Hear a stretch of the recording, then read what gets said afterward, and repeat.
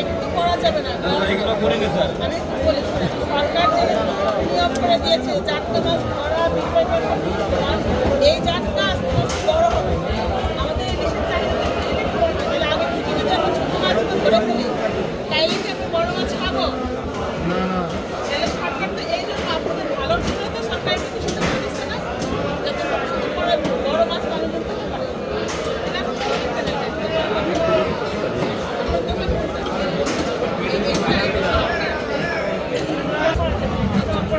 আপনি যদি আজকে পরের থেকে আমাকে মিনিট পর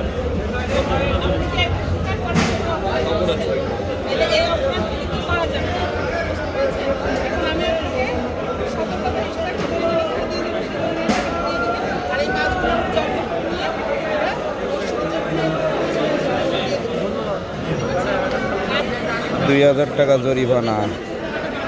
অল্প রূপে বাইসে গেছে। অল্প রূপে বাইসে গেছে।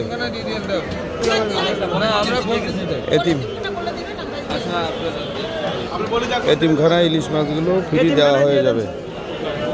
এই ইলিশ মাছগুলো এতিমখানায় দেওয়া হবে আর ৳২,০০০ জরিমানা। কেশবপুর মাছ বাজার।